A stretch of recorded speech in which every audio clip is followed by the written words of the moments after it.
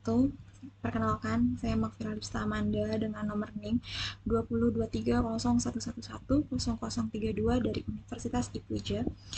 Di sini saya akan mempresentasikan yang akan membahas tentang hubungan antara Learning Management System atau LMS dengan infrastruktur jaringan nirkabel seperti WPAN, WLAN, dan WWAN. Tidak lupa, pembahasan ini akan dijelaskan menggunakan kerangka PrEP, yaitu point, reason, example, dan point kembali, serta mencakup aspek teknis seperti protokol, arsitektur, dan mekanisme sistem. Dimulai dari presentasi saya yang pertama. Sebelumnya saya akan membahas dulu tentang model pembahasan yang saya akan jelaskan. Pertama itu ada pengertian dari LMS itu sendiri, lalu penjelasan tentang Learning Management System atau LMS, dan yang ketiga adalah tentang infrastruktur jaringan nirkabel itu sendiri. Yang pertama, Learning Management System. LMS atau Learning Management System. Apa itu LMS? Sistem pembelajaran yang berbasis digital, seperti digunakan untuk mengupload materi, tugas, dan kuis. Juga video conference, penilaian secara digital, dan monitoring pembelajaran. Contohnya adalah Moodle, Google Classroom, dan Canvas. LMS atau Learning Management System merupakan sistem pembelajaran digital yang digunakan untuk mengelola proses belajar secara online. Melalui LMS, dosen dan guru dapat mengupload materi, memberikan tugas, melakukan kuis, hingga memonitor perkembangan siswa. Contohnya seperti tadi, yaitu ada Moodle, ada Google Classroom, dan ada Canvas. Hubungan antara LMS dengan infrastruktur jaringan nirkabel seperti WPAN, WLAN, dan WWAN menggunakan kerangka PrEP. Yang pertama adalah poin, pernyataan utama. LMS atau Learning Management System merupakan sistem pembelajaran digital yang sangat bergantung pada infrastruktur jaringan nirkabel seperti WPAN, WLAN, dan WWAN untuk menjalankan proses komunikasi data, akses pengguna, distribusi materi, konferensi video, hingga penyimpanan informasi secara real-time. Lalu reason, alasan, dan penjelasan teknisnya. Peran infrastruktur jaringan terhadap LMS. LMS sendiri bekerja menggunakan arsitektur client to server. Dalam arsitektur ini, klien atau perangkat pengguna, laptop, smartphone, atau tablet. Lalu ada server, tempat aplikasi LMS dan database berada. Ada network, media komunikasi data antara klien dan server.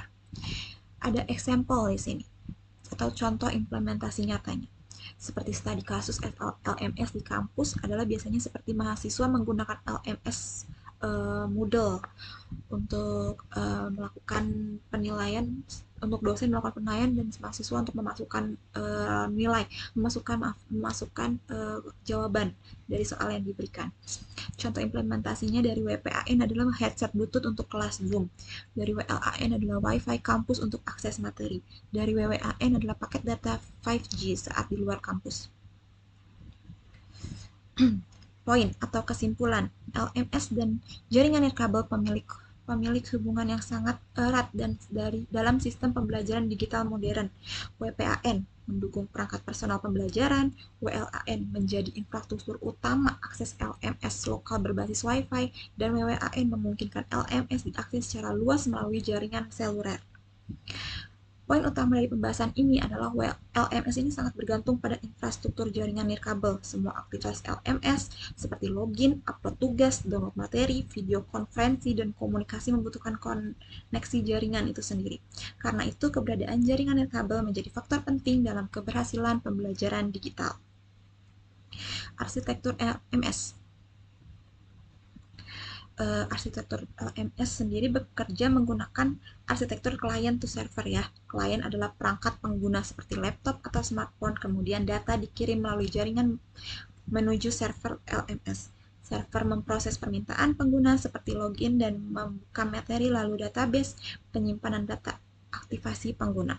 Setelah itu hasil diproses dan dikirim kembali ke perangkat pengguna. Struktur jaringan nirkabel. WPAN.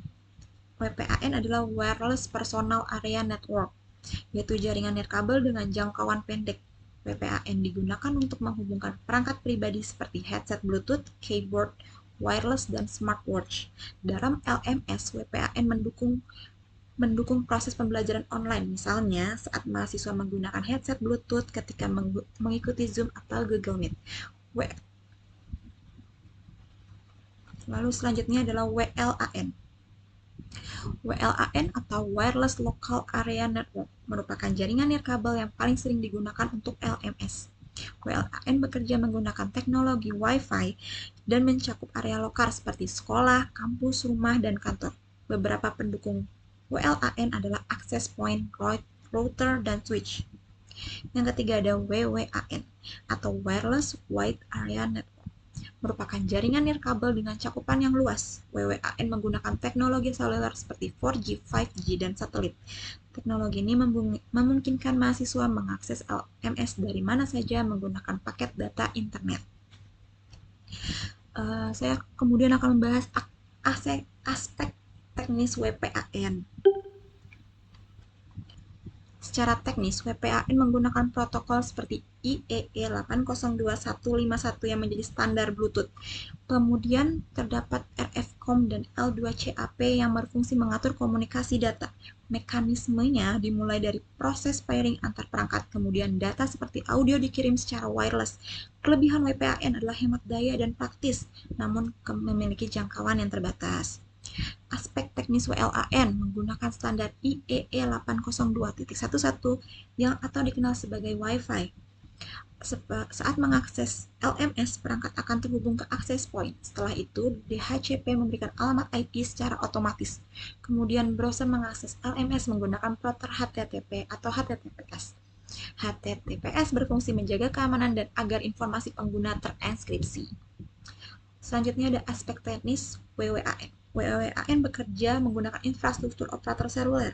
Saat pengguna membuka LMS melalui smartphone, perangkat akan terhubung ke BTS atau Base Transceiver Station. Data kemudian diteruskan menuju core network operator dan diteruskan ke internet hingga mencapai server LMS. Kelebihan WWAN adalah jangkauan luas, namun kualitas koneksi sangat dipengaruhi oleh sinyal operator. Selanjutnya adalah sebagai contoh implementasi mahasiswa di kampus menggunakan LMS model, ya, adalah pembelajaran lebih fleksibel, akses materi lebih cepat, mendukung hybrid learning. Terus contoh lainnya adalah Moodle dan Sevima Edling, LMS berbasis AI dan integrasi administrasi dalam kampus ya.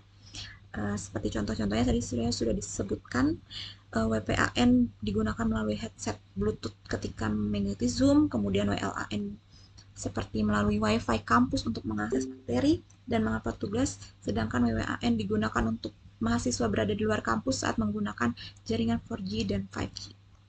Sebagai kesimpulan, LMS memiliki hubungan yang sangat erat dengan jaringan nirkabel. WPAN mendukung perangkat personal, WLAN menjadi jaringan utama untuk mengakses LMS di lingkungan lokal, sedangkan WWAN memungkinkan pembelajaran dilakukan dari mana saja. Seluruh sistem didukung oleh protokol jaringan dan arsitektur client to server agar proses pembelajaran digital berjalan aman, cepat, dan efisien. Seperti itu kesimpulan dari saya, dan pembahasan materi ini berakhir cukup sampai di sini. Terima kasih atas perhatiannya. Wassalamualaikum warahmatullahi wabarakatuh.